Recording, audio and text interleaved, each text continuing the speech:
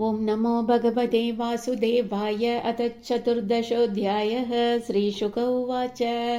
निशम्य कौशारविनोपवर्णितां हरे कथां कारणसूकरात्मनः पुनः स पप्रच्छ तम् उद्यताञ्जलिर्न चादितृप्तो विदुरो धृतव्रतः। विदुर उवाच।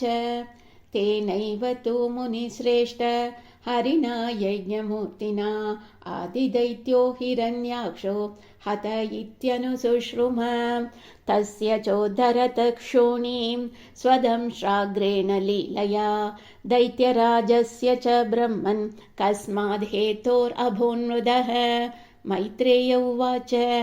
साधु वीर त्वया पृष्टम् अवतार कथां हरेः यत्त्वं पृच्छसि मर्त्यानां मृत्युपाशविशातनीं।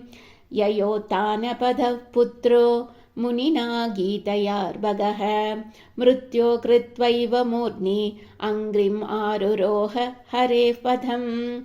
अथात्रापि इतिहासोऽयं श्रुतो मे वर्णितः पुरा ब्रह्मणा देवदेवेन देवानाम् अनुपृच्छताम्।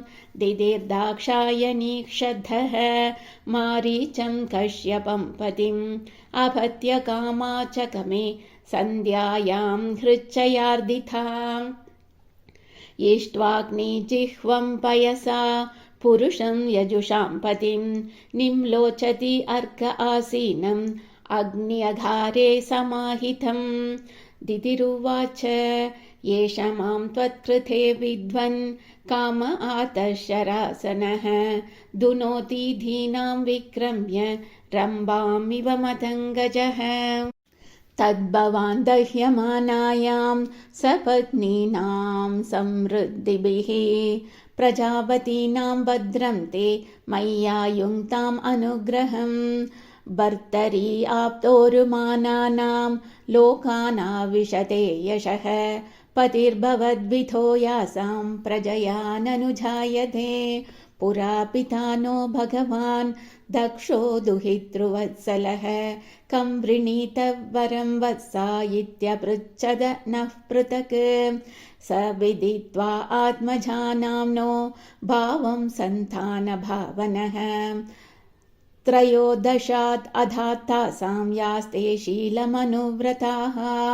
अथ मे कुरु कल्याण कामं कञ्जविलोचन आर्तोपसर्पणं भूमन् अमोघं हि महीयसी इति तां वीरमारीचः कृपणां बहुभाषिणीं प्रत्याह अनुनयन् वाचा प्रवृत्तानङ्गकश्मलाम्।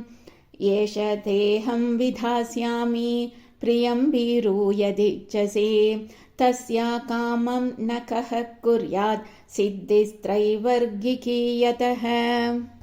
सर्वाश्रमानुपादाय स्वाश्रमेण कलत्रवान् व्यसनार्णवं मत्येदि जलया नैर्यथार्णवम्। यामाहुरात्मनो ह्यर्थं श्रेयस्कामस्य मानिनी यस्यां स्वदुरम् अद्यस्य पुमान् चरति विज्वरः। यामाश्रित्य इन्द्रिहारादीन् दुर्जयान् इतराश्रमैः वयं जयेमहे लाभिर्दस्यून् दुर्गपतिर्यथा न वयं प्रभवस्तां त्वामनुकर्तुं गृहेश्वरी अव्यायुषा वा कात्स्नेन ये चान्ये गुणगृन्नवः। अथाभिकाममेतं ते प्रजात्यै करवाण्यलं यथा मां नातिवोचन्ति मुहूर्तं प्रतिपालय। एषा घोरतमा वेला घोराणां घोरदर्शनां चरन्ति यस्यां भूतानि भूदेश अनुचराणिः। एतस्यां साध्विसन्ध्यायां भगवान् भूतभावनः परितो भूतपर्षद्भिर्वृषेणाटति भूतरात्। श्मशानचक्रानिलधूलिधूम्र विकीर्णविद्योतजटाकलापः भस्मावगुण्ठामलरुक्मदेहो देवस्त्रिभिः पश्यति देवरस्ते। न यस्य लोके स्वजनः परो वा नाध्यादृतो नोत कश्चिद्विगर्ह्यः वयं व्रतैर्यच्चरणाबविद्धाम् आशास्महे झाम्बदभुक्तभोगाम् यस्यानवद्याचरितं मनीषिणो गृह्णन्त्यविद्यापटलं बिभित्सवः निरस्तसाम्यातिशयोऽपि यत्स्वयं पिशाचचर्यामचरद्गतिः सताम् हसन्ति यस्याचरितं हि दुर्भगाः स्वात्मन्रदस्या विदुषः समीहितं यैर्वस्त्रमाल्याभरणानुलेपनैः स्वभोजनं स्वात्मधयोपलालितम् ब्रह्मादयो यत्कृतसेतुपाला यत्कारणं विश्वमिदं च माया आज्ञाकरी तस्य पिशाचचर्या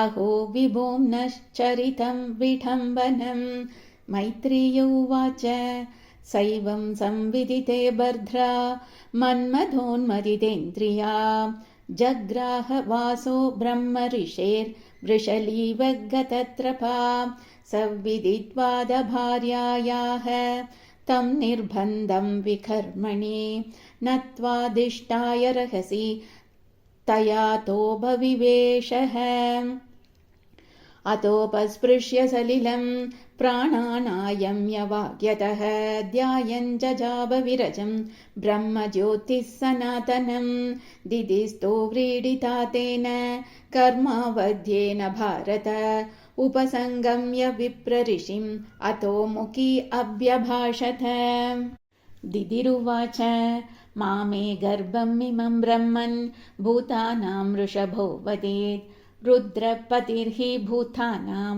यस्याकरवमंहसं नमो रुद्राय महते देवायोघ्राय मीडुषे शिवाय न्यस्तदण्डाय धृतदण्डाय मन्यवे स नः प्रसीदतां वामो भगवानुर्वनुग्रहः व्याधस्यापि अनुकम्प्यानां स्त्रीणां देवः सतीपतिः मैत्रेय उवाच स्वसर्गस्यार्षिषं लोक्याम् आशासानां प्रवेपतिं निवृद्धः सन्ध्यानियमो भार्यामाह प्रजापतिः कश्यप उवाच अप्रायद्यातात्मनस्ते दोषान् मुहूर्तिघातुध मन्निदेशादिचारेण देवानां चातिहेलनात् भविष्यदस्तवा भद्रौ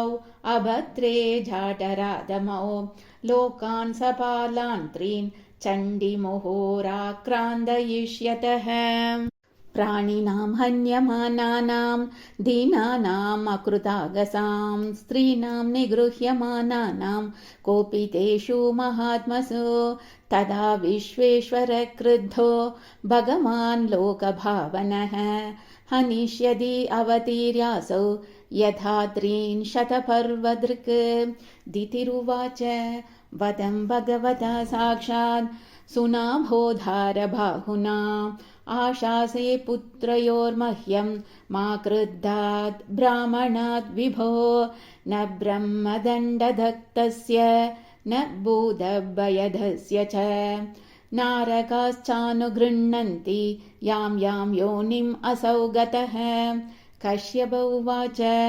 कृतशोकानुतापेन सद्य प्रत्यवमर्शनात् भगवती उरुमानाश्च भवे मय्यपि चादरात् पुत्रस्यैव तु पुत्राणां भवितैकः सतामतः गास्यन्ति यद्यशुद्धं भगवत्यशसा समं योगैर्हेमेव दुर्वर्णं भावयिष्यन्ति साधवः निर्वैराधिभिरात्मानं यच्छीलम् अनुवर्तितुं यत्प्रसादातिदं विश्वं प्रसीदति यथात्मकं स स्वदृक् भगवान् यस्य तोष्यते अनन्यया दृशा स वै महाभागवतो महात्मा महानुभावो महतां महेष्टः प्रवृत्तभक्त्या ह्यनुभाविताशये